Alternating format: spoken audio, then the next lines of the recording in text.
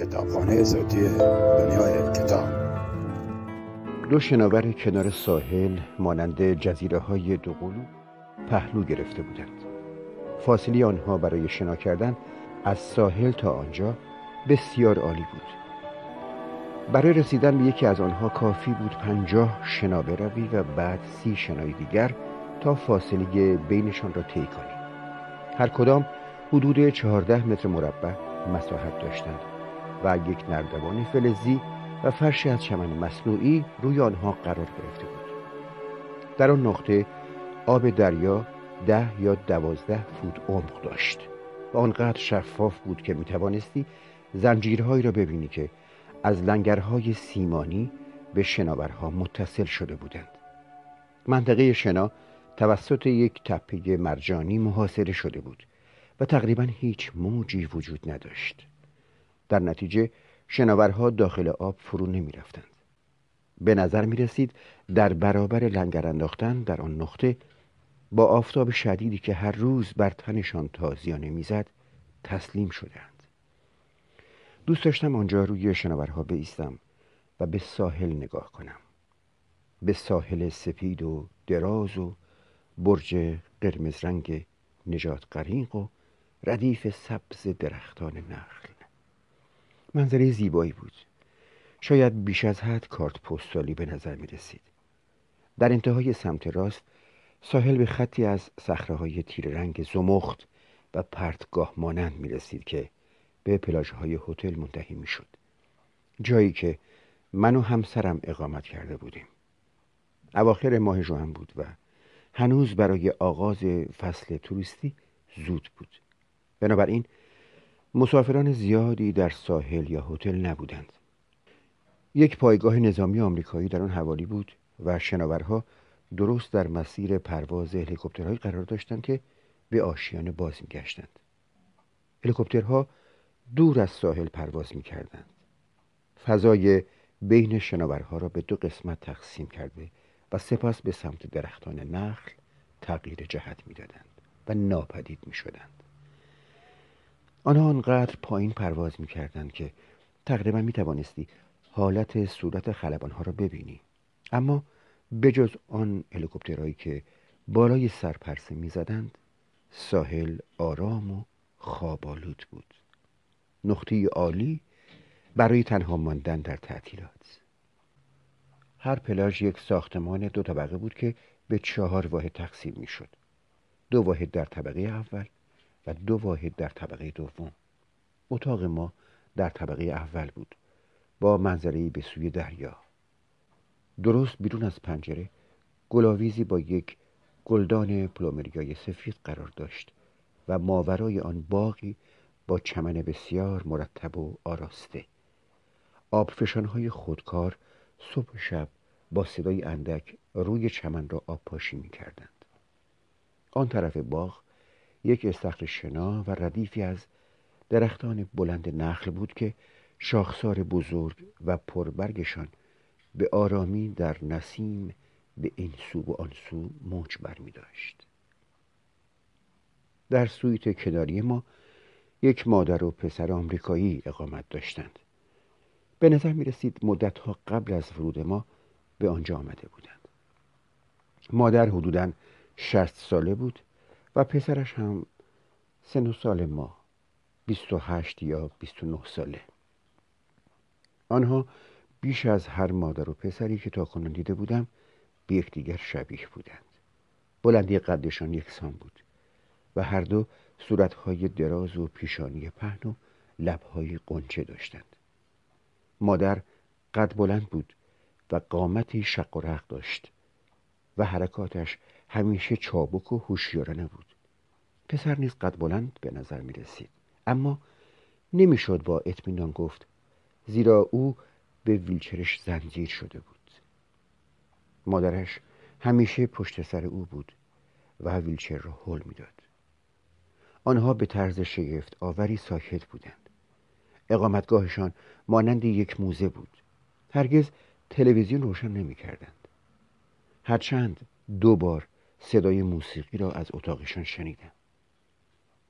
کوینتت کلارنت موزارت در بار اول و بار دوم یک موسیقی ارکسترال بود که آن را نمی شناختم. حدسم این بود که از آثار ریچارد اشتراوس باشد. به جز این موارد هیچ صدای دیگری شنیده نمیشد.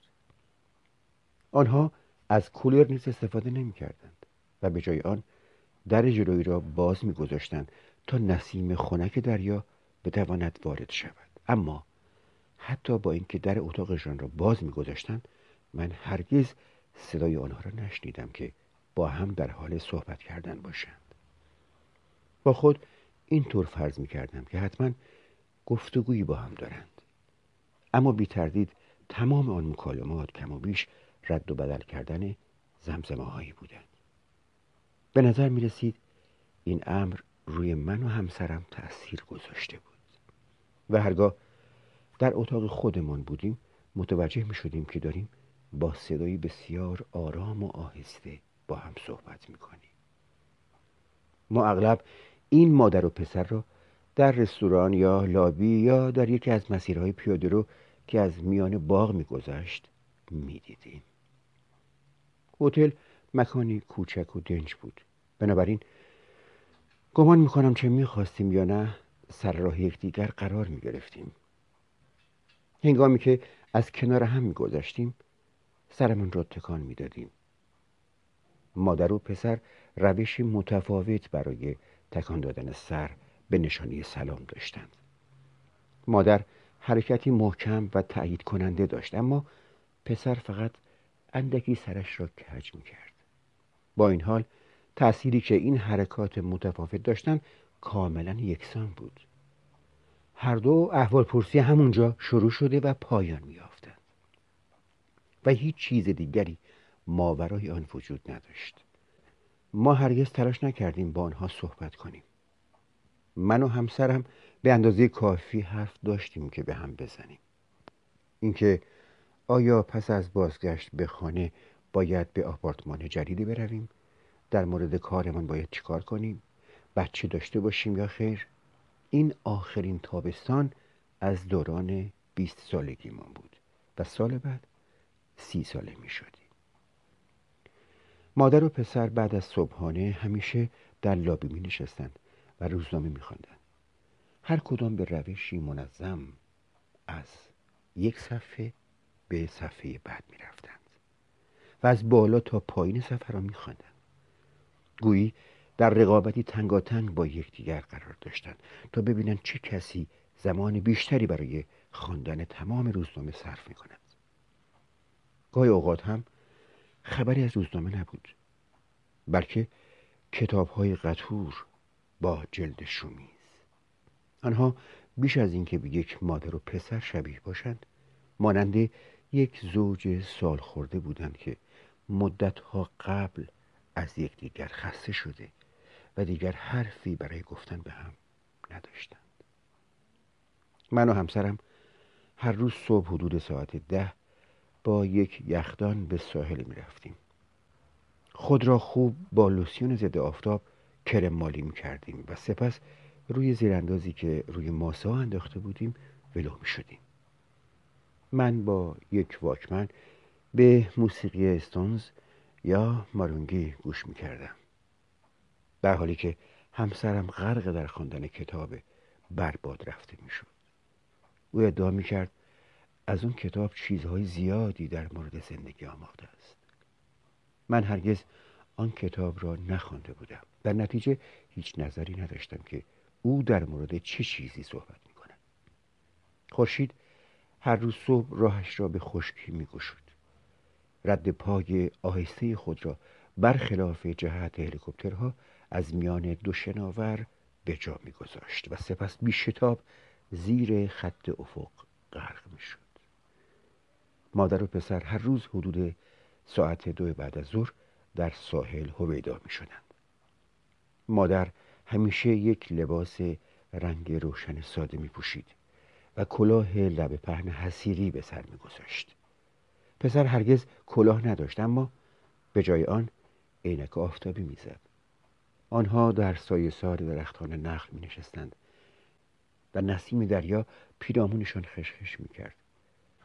آنها فقط می نشستند و به اقیانوس خیره می شدند و در واقع هیچ کار خاصی انجام نمی دادند.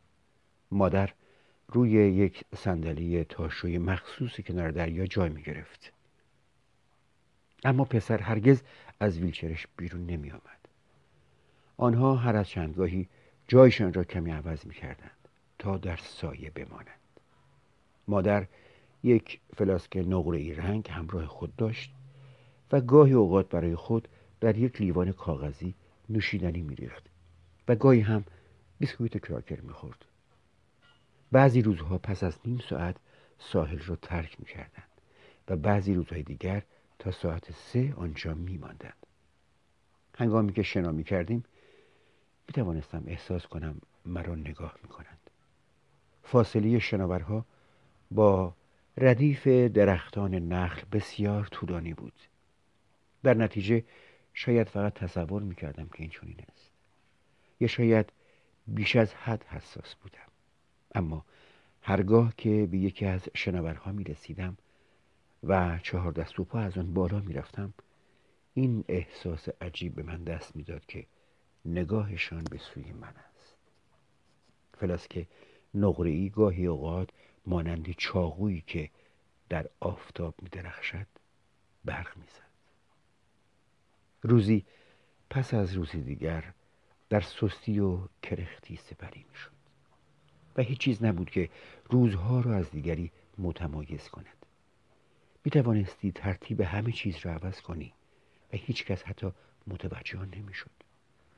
خورشید در شرق طلوع می کرد و در غرب غروب و هلیکوپترهای سبز زیتونی در ارتفاع کم پرواز می کردند و من گالون گالون آبجو می نوشیدم و تا آنجا که قلبم یاری می نمود شنا می کردم. در بعد از ظهر آخرین روزی که تمام و کمال در هتل بودیم برای آخرین شنا به بیرون رفتم. همسرم داشت چرت می زد. در نتیجه تنهایی به ساحل رفتم. یک روز شنبه بود و نسبت به روزهای عادی هفته افراد بیشتری آنجا بودند. سربازان جوان برنزه شده در آفتاب با بدنهای عضلانی و بازوهای خالکوبی شده والیبال بازی می‌کردند. بچه‌ها در کناری آب روی یکدیگر آب می‌پاشیدند و قلعه‌های شنی درست می‌کردند که با هر موج بزرگ با شور و شوق فرو می‌پاشید. اما تقریبا هیچ کس در آب نبود و شناورها خالی بودند. هیچ ابری در آسمان نبود. خورشید در آسمان اوج گرفته و ماسه ها داغ بودند. ساعت از 2 گذشته بود اما مادر و پسر هنوز پیدایشان نشده بود. به سمت دریا رفتم تا زمانی که آب به سینه‌ام رسید. سپس آهسته آهسته شنا را آغاز کردم و به سوی شناوری رفتم که سمت چپ قرار داشت. به آرامی و در حالی که مقاومت آب را با کف دستانم امتحان می کردم به شنا ادامه داده و تعداد ضربات را می شمردم. آب خنک بود و روی پوست آفتاب سوختم حس خوبی ایجاد می کرد. شنا در آبی آنچنان تمیز مرا قادر می کرد سایه خود را در عمق ماسه های آب ببینم. گویی پرنده‌ای بودم که در آسمان پرواز می کردم. پس از اینکه 40 شنا رفته بودم به بالا نگاه کردم و در کمال اطمینان شناور را درست بالای سرم دیدم.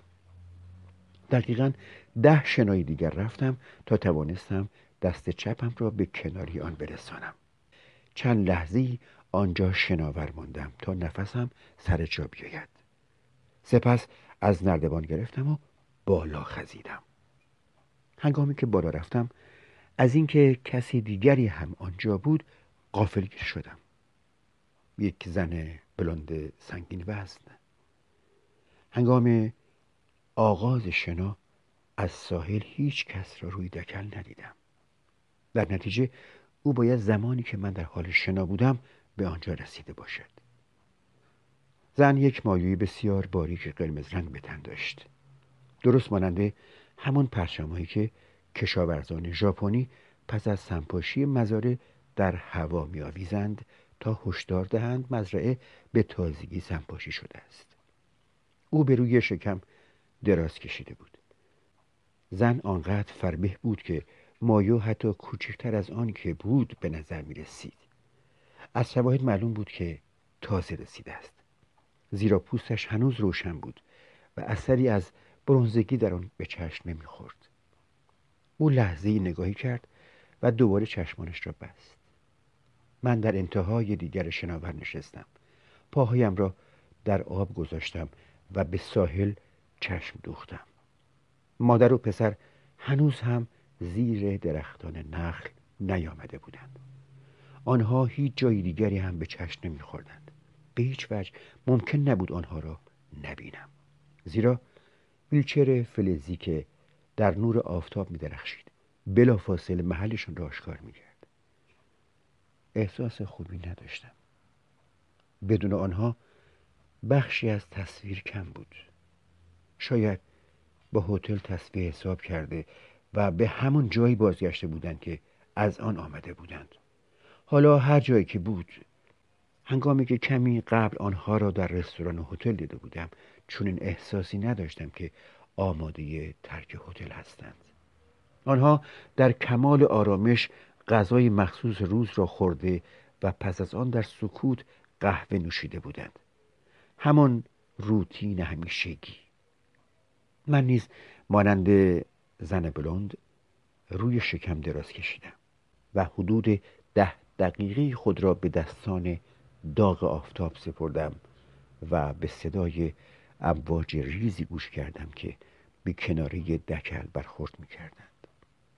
قطرات آبی که در گوشم بودند در آن آفتاب سوزان گرم شده بودند. زن از آن سوی دیگر دکل گفت: اوه پسر، خیلی داغه. صدایی بسیار ریز و تا حدودی شیرین و تصنعی داشت. پاسخ دادم: واقعا همینطوره. میدونین ساعت چنده؟ من ساعت ندارم، اما باید حدود 2:30 باشه، شایدم 2:40. او گفت: واقعا؟ و نفسی مانند آه بیرون داد. گویی زمانی نبود که امید آن را داشت. شاید هم اصلا اهمیتی به زمان نمیداد. زن بلند شد. دانه‌های عرق مانند مگس‌هایی که روی غذا می‌نشینند روی بدنش به چشم می‌خوردند. جریان چربی درست از زیر گوش‌هایش شروع شده و به آرامی روی شانه‌ها و در مجموعه‌های ادامه‌دار روی بازوهای توپلش روان شده بود.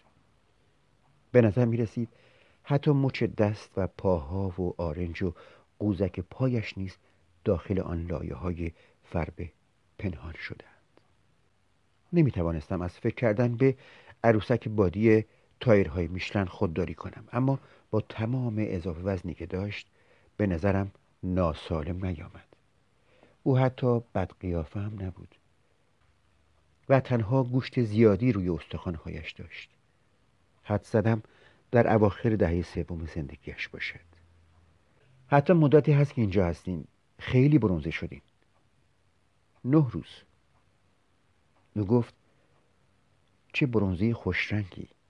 من به جای پاسخ دادن گلویم را صاف کردم. آبی که در گوشهایم بود هنگام سرفه کردن قلقل می کرد. او گفت: من در هتل ارتش اقامت دارم. اونجا را می شناختم. درست پایین جاده منتهی به ساحل بود. برادرم افسر نیرو دریاییه و منو دعوت کرد به اینجا بیام. میدونین نیروی دریایی اونقدرها هم بد نیست. حقوقشون خوبه. هر چی که بخوای دارن. درست همینجا تو منطقه نظامی. به علاوه وسایل تفریحی درست مثل ساحل. وقتی من به کالج میرفتم اینطوری نبود. اون موقع جنگ ویتنام بود. اون روزها اگه کسی تو خانواده ارتشی بود به نوعی باعث سرفکندگی و شرمساری میشد. باید زیرآبی و پنهانی دور و اطراف میپلکیدی. اما دنیا از اون موقع واقعا عوض شده. نصف و نیمه سرم را تکان دادم. او ادامه داد: شوهر سابقم هم قبلا توی نیرو دریایی کار میکرد. خلبان هواپیمای جنگنده بود. 2 سال در جنگ ویتنام خدمت کرد. بعدش هم خلبان شرکت یونایتد شد. من اون موقع مهماندار بودم و اینطوری هم دیگر رو دیدیم. دارم سعی میکنم یادم بیاد چه سالی ازدواج کردیم. 1970 در هر حال حدود 6 سال قبل بود. همیشه از این اتفاقا میفته. چه اتفاقی؟ میدونین خدمه نیروی هوایی ساعتهای طولانی با هم کار میکنن. برای همین دوست دارن بین خودشون با هم قرار بذارن و دوست انتخاب کنن. ساعت کار و سبک زندگی کاملا غیر عادیه. در هر حال ما ازدواج کردیم. من کارم رو رها کردم و بعد اون با یک میهماندار دیگه آشنا میشه و آخر سر با اون ازدواج میکنه. این طور چیزها هم همیشه اتفاق میفته. سعی کردم موضوع بحث رو عوض کنم. الان کجا زندگی میکنی؟ او گفت لس آنجلس. تا به حال اونجا بودی؟ گفتم نه. من اونجا به دنیا اومدم. بعدش پدرم به سالت لیک سیتی منتقل شد. اونجا رو دیدین؟ نه. او در حالی که سرش رو تکان میداد گفت توصیه نمی کنم به اونجا برین و عرق روی پیشانیش را با کف دست پاک کرد. مجسم کردن او به عنوان یک میهماندار عجیب بود. من میهمانداران عضلانی و تنومند متعددی را دیده بودم که حتی می توانستند کشتیگیر باشند. بازوهای گوشتالو یا لبهای کلفت. اما هرگز میهمانداری به بزرگی او ندیده بودم. شاید خطوط هوایی یونایتد اهمیتی نمیداد که میهماندارانش چقدر سنگین وزن باشند. و یا شاید هنگامی که او مشغول به این کار بوده اینقدر اضافه وزن نداشته است. از من پرسید شما کجا اقامت داریم؟ به هتل اشاره کردم. تنهایی؟ برایش توضیح دادم که من و همسرم برای تعطیلات به اینجا آمده ایم. 1 ماه اصل؟ پاسخ دادم نه، ما 6 سال بود که ازدواج کرده بودیم. او با شگفتی گفت واقعا؟ سنتون اونقدر به نظر نمیرسه. ساحل را بررسی کردم. هیچ نشانی از مادر و پسر نبود. سربازها هنوز هم توپ والیبال را دور میچرخاندند. نجات غریق بالای برج با دوربین دوچشمی بیش از حد بزرگش به آب خیره شده بود. 2 هلیکوپتر نظامی سرانجام از آن سوی ساحل آشکار شدند و مانند پیام‌آورانی در یک تراژدی یونان باستان که اخباری بدیوم را حمل می‌کردند، غرش کنان از بالای سرمان گذشتند و در خشکی ناپدید شدند. ما در سکوت نظاره‌گر آن 2 ابزار سبز رنگ بودیم که در دوردست محو می‌شدند. زن گفت مطمئنم از اون بالا طوری به نظر می‌رسیم که اوقات خیلی خوبی داریم و اینجا داریم آفتاب می‌گیریم و هیچ دغدغه‌ای هم تو دنیا نداریم. حق با شماست. او گفت وقتی اون بالا هستی خیلی چیزها زیبا به نظر می‌رسن. او دوباره روی شکم چرخید و چشمانش را بست. زمان در سکوت سپری می‌شد. احساس کردم لحظه‌ای مناسبی برای ترک کردن است. در نتیجه ایستادم و به او گفتم که باید بازگردم. داخل آب پریدم و شناکنان دور شدم. در نیمه راه متوقف شدم و در حالی که در جا شنا می‌کردم به سوی دکل چرخیدم. او در حال تماشای من بود و دست تکان داد. من هم به آرامی برایش دست تکان دادم. از آن فاصله درست مانند یک دلفین به نظر می رسید. تنها چیزی که نیاز داشت یک جفت باله بود تا بتواند به دریا بپرد. در اتاقمان کمی خوابیدم و سپس هنگامی که شب فرا رسید من و همسرم مثل همیشه به رستوران طبقه پایین رفتیم و شام خوردیم. مادر و پسر آنجا نبودند و هنگامی که از رستوران به اتاق من بازگشتیم در سویتشان بسته بود. نور از شیشه مات در کمی بیرون میتابید، اما نمیتوانستم بگویم آیا سویت هنوز هم در اشغال کسی هست یا خیر. به همسرم گفتم نمیدونم تصفیه حساب کردن و رفتن. ظهر تو ساحل نبودن، موقع شام هم که به رستوران نیومدن. همسرم گفت بالاخره همه تصفیه حساب میکنند و میرن، نمیشه که تا ابد اینطوری زندگی کرد. با او موافقت کردم و گفتم گمان کنم همینطوریه، اما قانع نشده بودم. نمیتوانستم آن مادر و پسر را هیچ جای دیگری جز آنجا تصور کنم. شروع به جمع کردن وسایلمان کردیم. به محض اینکه چمدان‌هایمان پر شدند و آنها را کنار تخت گذاشتیم، اتاق ناگهان سرد و بیگانه به نظر رسید. تعطیلات ما به پایان رسیده بود.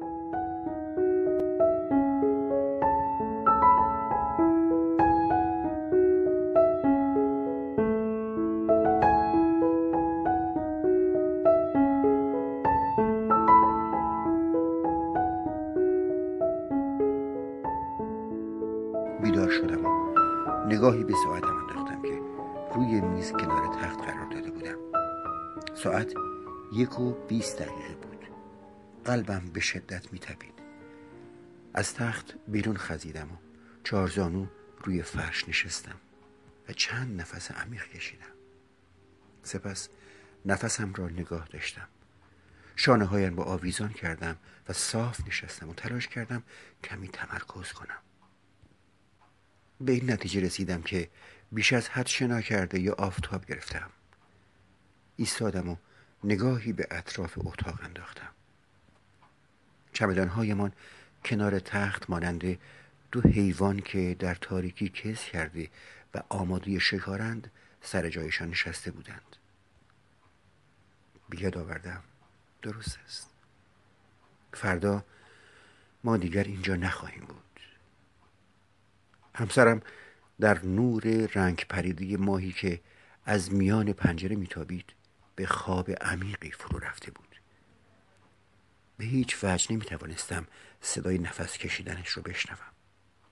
تقریبا مثل این بود که مرده باشد. او گاهی اوقات به این شکل میخوابید. هنگامی که تازه ازدواج کرده بودیم این موضوع به نوعی مرا میترساند. هر از چند گاهی فکر میکردم ممکن است حقیقتا مرده باشد، اما او فقط در خوابی آرام و بسیار عمیق و بی انتها غرق شده بود. لباس خواب خیس از عرقم رو درآوردم و یک پیراهن و شلوارک تمیز به پا کردم. یک بطری کوچک ویسکی که روی میز بود را در جیبم گذاشتم. در را به آرامی گشودم و به بیرون رفتم. هوای شب هنگام خنک بود و رایحه نمناک تمام گیاهان اطراف را با خود همراه داشت. ماه کامل جهان را در حالی عجیب فرو برده بود. هرگز نمیشد در روز چنین رنگی را مشاهده کرد. درست مانند نگاه کردن از پشت یک فیلتر رنگی بود. از همانهایی که برای رنگارنگ جلوه دادن اشیا بیش از ظرفیت حقیقیشان مورد استفاده قرار می‌گیرند و تمام دیگر چیزها را بیرنگ و خاکستری بر باد رفته می‌نمایانند. درست مانند یک جسد. به هیچ وجه خواب آلود نبودم. گویی خواب هرگز وجود خارجی ندارد. ذهنم کاملا شفاف و متمرکز بود. سکوت بر همه جا مستولی شده بود. نه نسیمی میوزید، نه حشرات وزوز میکردند و نه حتی پرندگان شب بیدار صدایی داشتند. تنها صدای دوردست امواج بود و حتی برای شنیدن آنها باید بسیار دقیق گوش میکردم تا چیزی بشنوم. به آهستگی کلبه ساحلی را دور زدم و سپس از میان چمن عبور کردم. زمین چمنکاری مدور در نور ماه بیشتر شبیه به برکه‌ای به نظر می رسید که لایه‌ای از یخ روی آن را پوشانده باشد. من با احتیاط روی آن گام می گذاشتم تا مبادا یخ ترک بخورد. آن سوی چمن یک پیاده‌روی سنگی باریک قرار داشت و یک بار که با تم تروپیکال دکور شده بود. من هر شب قبل از شام یک ودکا و تونیک در آنجا می نوشیدم. مسلماً آن وقت شب بسته بود و کرکره هایش را کشیده بودند و چتر آفتابی هر میز هم مرتب بسته شده و درست مانند یک پتروداکتیل خفته به نظر می رسید. مرد جوان ویلچر سوار آنجا بود. یک آرنجش را روی یکی از میزها تکیه داده و به آب خیره شده بود. ویلچر فلزی او در نور ماه از آن فاصله مانند ابزاری بسیار دقیق و ظریف به نظر می رسید که مخصوص ژرف‌ترین و تیره‌ترین ساعات شب ساخته شده است. قبلا هرگز مرد را تنها ندیده بودم. در ذهن من او و مادرش همیشه یک واحد یگانه بودند. او در صندلی‌اش و مادرش که او را هل می‌داد. دیدن او به این شکل عجیب و حتی به نوعی ناهنجار بود. یک پیراهن نارنجی هوایی پوشیده بود که قبلا دیده بودم و یک شلوار سفید. او فقط آنجا نشسته و بدون اینکه هیچ حرکتی بکند به اقیانوس خیره شده بود. برای مدتی آنجا ایستادم و نمیدانستم آیا باید حضورم را به او اعلام کنم یا خیر. اما قبل از اینکه تصمیم بگیرم چه کاری انجام دهم حضور مرا احساس کرد و برگشت. هنگامی که مرا دید همان تکان سر مینیمالیستی خود را تحویلم داد. گفتم شب بخیر. با صدای آرام گفت شب بخیر. اولین باری بود که صدای حرف زدنش را می شنیدم. صدایش کمی خواب‌آلود به نظر می رسید. اما به جز آن کاملا نرمال بود. نه خیلی زیر و نه خیلی بم. پرسید گردش در نیمه شب؟ گفتم نمیتونستم بخوابم. سر تا پای مرا برانداز کرد و لبخندی کمرنگ روی لبهایش نقش بست. او گفت من هم همینطور. اگه دوست دارین بفرمایین بشینین. لحظه‌ای درنگ کردم. سپس سرم را تکان دادم و به سمت میزی که او نشسته بود رفتم. یکی از صندلی‌های پلاستیکی را بیرون کشیدم و روبروی او نشستم. من نیز به سمتی چرخیدم که او به آن نگاه می‌کرد. در انتهای ساحل صخره‌های دندانه‌داری بودند که درست مانند مافین‌هایی که از وسط نصف شده‌اند به نظر می‌رسیدند. امواج در وقفه‌های منظم به آنها برخورد می‌کردند. امواجی آراسته و موزون، گویی با یک خطکش اندازه‌گیری شده باشند. ماورای آنها چیز زیادی برای تماشا کردن وجود نداشت. گفتم امروز تو ساحل ندیدمتون. مرد جوان پاسخ داد تمام روز توی اتاقم استراحت می‌کردم. حال مادرم خیلی خوب نبود. از شنیدنش متاسفم. مسئله جسمی نبود، بیشتر یک شرایط عصبی و احساسیه. با انگشت میانی چانه‌اش را خاراند. علی‌رغم اینکه خیلی دیر وقت بود، گونه‌هایش به نرمی و درخشش یک ظرف چینی بودند و هیچ اثری از تحریش در آنها به چشم نمی‌خورد. الان حالش خوبه، به خوبی خوابیده. ماجراش با پاهای من فرق میکنه. اگه یک شب خوب بخوابه بهتر میشه. البته کاملا درمان نمیشه، اما حداقل دوباره مثل همیشهش میشه. اگه صبح ببینینش متوجه میشه که کاملا خوبه. برای 30 ثانیه یا شاید 1 دقیقه ساکت بودم. پاهایم را زیر میز جابجا کردم و از روی هم برداشتم و نمیدانستم آیا زمان مناسبی برای ترک کردن هست یا خیر. به نظر می رسید تمام زندگی من حول همین مسئله می چرخد که تلاش می کنم متوجه شوم زمان مناسب در یک مکالمه برای خداحافظی را دریابم. اما من فرصتم را از دست دادم. درست قبل از اینکه بگویم باید بروم او صحبت کرد. همه جور اختلالات عصبی وجود داره. حتی اگه علتی مشابه داشته باشن، اما میلیون ها علامت متفاوت دارن. درست مثل زمین لرزه میمونه. انرژی زیر زمین یکیه، اما نتایج بسته به این که کجا اتفاق میفته متفاوته. یک جا ممکنه جزیره غرق بشه، یک جای دیگه یک جزیره جدید شکل بگیره.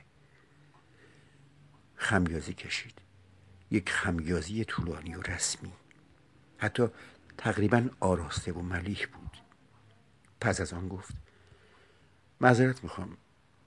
او خسته به نظر میرسید. چشمهایش خواب‌آلود بودند. گویی هر لحظه ممکن است به خواب برود. نگاهی به ساعتم انداختم و بعد متوجه شدم ساعت نبسته بودم. فقط رگه‌ای از پوستی سفید وجود داشت، یعنی جایی که ساعتم آنجا قرار می گرفت. گفت: نگران من نباشین. ممکنه خواب‌آلود به نظر برسم، اما اینطور نیست. شبیه 4 ساعت خواب برای من کافیه و معمولا قبل از طلوع بیدار میشم. در نتیجه این موقع از شب بیرون پرسه میزنم. او زیر سیگاری چینزانوی روی میز را برداشت. مدتی به آن خیره شد، گویی شیئی نایاب است، و سپس آن را سر جایش گذاشت. هر وقت مادرم اینطوری میشه سمت چپ صورتش فلج میشه. اصلا نمیتونه چشم یا لبش رو تکون بده. اگه به اون قسمت از صورتش نگاه کنی مثل یک گلدون ترک خورده به نظر میرسه. خیلی عجیبه، اما کشنده نیست. یک شب که بخوابه همه چیز رو به راه میشه. هیچ نظری نداشتم که چگونه پاسخ دهم. در نتیجه فقط سرم را تکان دادم. یک گلدان ترک خورده؟ به مادرم نگو که در این مورد باهات صحبت کردم، باشه؟ اصلا دوست نداره کسی در مورد مشکلش صحبت کنه. گفتم حتما. علاوه بر این ما فردا صبح از اینجا میریم. در نتیجه بعید بدونم فرصتی برای صحبت کردن با اون داشته باشم. او گفت: این خیلی بده، و به گونه ای این جمله را ادا کرد که انگار حقیقتا چنین منظوری دارد. پاسخ دادم: همینطوره، اما باید سر کار برگردم. چه کار دیگه میتونم بکنم؟ اهل کجا هستیم؟ توکیو. او تکرار کرد: توکیو. دوباره چشمانش را تنگ کرد و به اقیانوس خیره شد. انگار اگر به اندازه کافی به آن ظلم میزد میتوانست روشنایی های شهر توکیو را در آن سوی افق ببیند. پرسیدم: آیا میخواین مدت طولانی تری اینجا بمونین؟ پاسخ داد: گفتنش سخته. در حالی که با انگشتانش با دستگیری ویلچر بازی میکرد ادامه داد: 1 ماه دیگه، شایدم 2 ماه دیگه. همش بستگی داره. شوهر خواهرم تو این هتل سهم داره. در نتیجه میتونیم تا ابد اینجا بمونیم. پدرم یک شرکت بزرگ تولید کاشی در کلیولند داره. در واقع میشه گفت شوهر خواهرم همه کاره است. من خیلی از این مردک خوشم نمیاد، اما گمان کنم نمیشه خانوادت رو انتخاب کنی. میشه؟ نمیدونم، شاید هم به اون وحشتناکی که من فکر میکنم نباشه. آدم های مریضی مثل من معمولاً تنگ نظر میشن. او یک دستمال از جیبش بیرون آورد و با ظرافت و آرامی بینیش را گرفت و دستمال را دوباره در جیبش قرار داد. به هر حال اون در شرکت‌های زیادی سهام داره و یک عالمه سرمایه گذاری دیگه هم انجام میده. یک آدم رند و نابکار دیگه، درست مثل پدرم. در نتیجه همه ما، منظورم خانواده، به 2 دسته تقسیم شدیم: آدم‌های سالم و آدم‌های بیمار. کسانی که کارآمد هستند و کسانی که ناکارآمدند. اونایی که سالمند مشغول درست کردن کاشی، افزایش ثروتشون و فرار از مالیات هستن. اما به کسی نگی که من اینها رو بهت گفتم، اوکی؟ و از مریض ها مراقبت میکنن. یک تقسیم بندی تر و تمیز نیروی کار. صحبت کردن رو متوقف کرد و نفسی عمیق کشید. مدتی با انگشتانش روی میز ضرب گرفت. من ساکت و منتظر بودم تا او ادامه دهد. اونها در مورد همه چیز ما تصمیم میگیرن. بهمون میگن 1 ماه اینجا بمونیم، 1 ماه اونجا. ما درست مثل بارون هستیم. منظورم من و مادرمه. اینجا میباریم و بعد میبینی که رفتیم و جای دیگه‌ای در حال باریدن هستیم. امواج به صخره‌ها برخورد میکردند و پشت سر کفی سفید رنگ به جا میگذاشتند. زمانی که کف ناپدید میشد، امواج جدید شکل میگرفتند و از راه میرسیدند. در کمال کرختی شاهد این فرایند بودم. مهتاب سایه های غیر منظم میان صخره ها ایجاد کرده بود.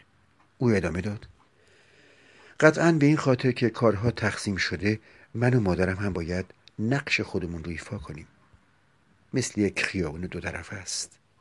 توضیحش کار سختیه، اما گمان کنم این که هیچ کاری انجام نمیدیم به نوعی داریم از مخارجی که اونها متحمل میشن قدردانی میکنیم.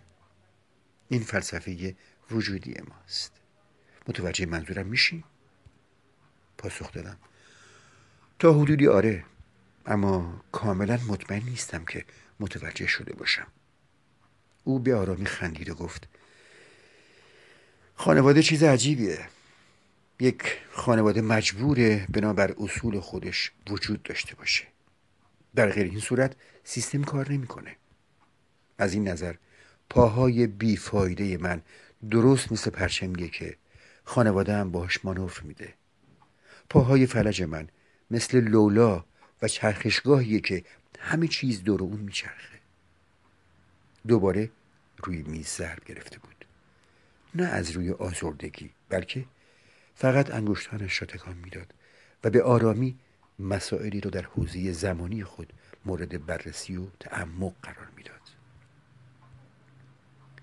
یکی از ویژگی‌های اصلی این سیستم اینه که فقدان به سمت فقدان‌های بزرگتر جذب میشه و فزونی به سمت فزونی بیشتر. وقتی به نظر دبوسی رسید، با اپرایی که در حال نوشتنش بود به هیچ جایی نمیرسه. ماجرا رو این شکلی توصیف کرد: من روزها رو صرف دنبال کردن هیچی میکنم. این یعنی تولید هیچ. کار من هم خلق اون فضای توهی و پوچه. دوباره در سکوتی بی خواب و قرار فرو رفت. ذهنش در جایی دوردست سرگردان بود، شاید در خلا درونش. سرانجام توجهش به زمان حال و مکانی که در آن بود بازگشت.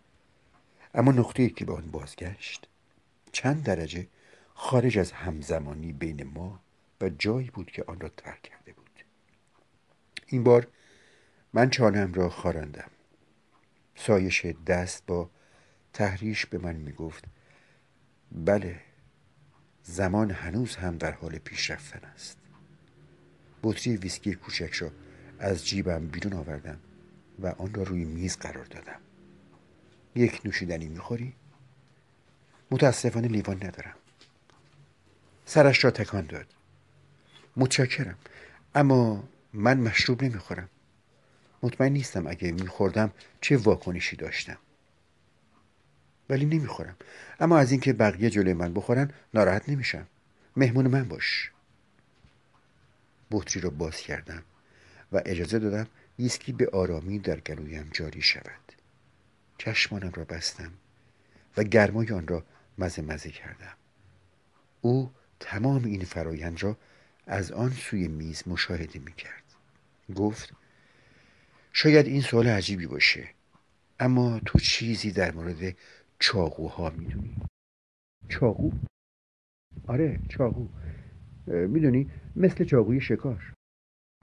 به او گفتم: هنگام کمپینگ از این چاقوها استفاده میکنم، اما چیز زیادی در موردشون نمیدانم. به نظر رسید باعث ناامیدی او شده باشم، اما نه برای مدت طولانی.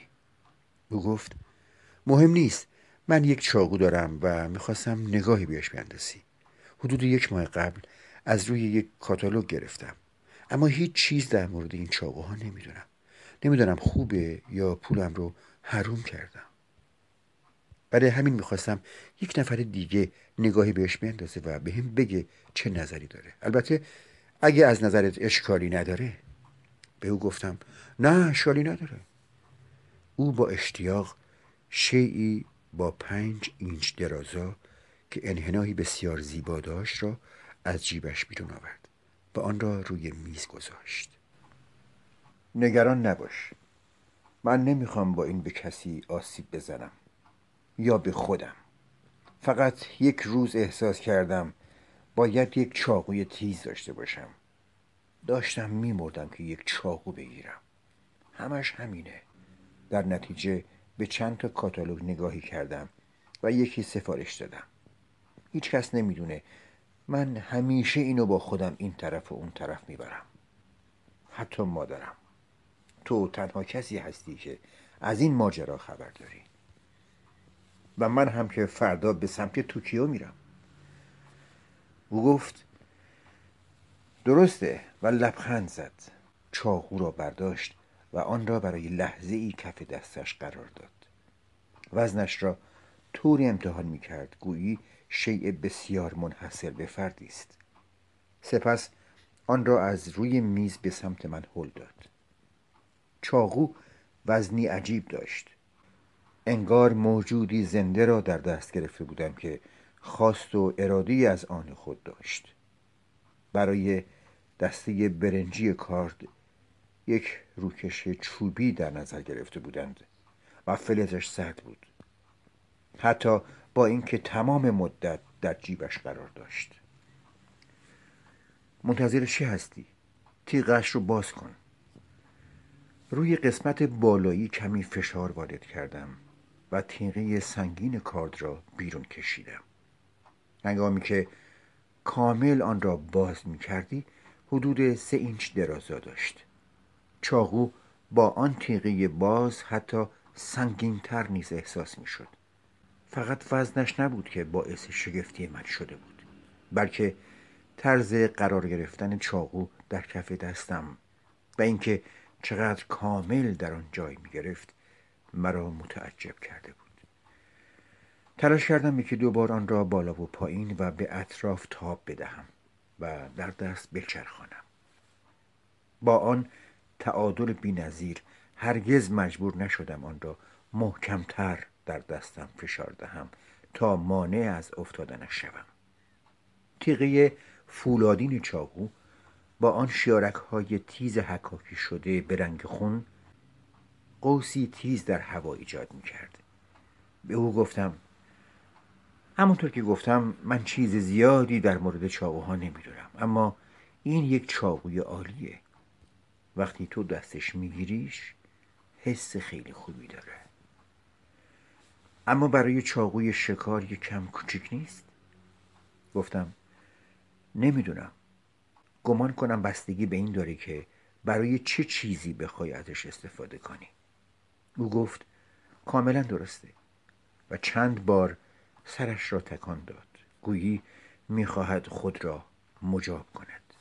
تیغه را سر جایش قرار دادم و چاقو را به او بازگرداندم. مرد جوان دوباره آن را باز کرد و یک بار دیگر آن را با مهارت و چابکی در دست چرخاند.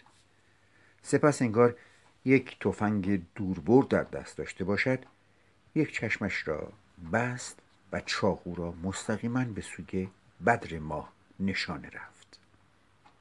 مهتاب روی تیغه انعکاس یافت و برای لحظه ای یک طرف صورتش را روشن کرد. او گفت نمیدونم میتونی لطفی در حقم بکنی یا نه. میتونی باهاش یک چیزی رو ببری؟ یک چیزی رو ببرم؟ مثل چی؟ هر چیزی. هر چی که این دور و بر باشه. فقط میخوام یک چیزی رو ببری. من که به این صندلی زنجیر شدم و نمیتونم کار زیادی انجام بدم، اما واقعا خوشحال میشم اگه برای من چیزی ببری. نمیتوانستم به هیچ دلیلی برای ممانعت بیاندیشم. در نتیجه چاقو را برداشتم و به تنه درخت نخلی که نزدیکمان بود چند ضربه زدم. برش‌های اوریب ایجاد کردم و تکه‌هایی از پوسته درخت کندم. سپس یکی از تخته‌های استریوفوم کنار استخر را برداشتم و آن را از طول به 2 نیم تقسیم کردم.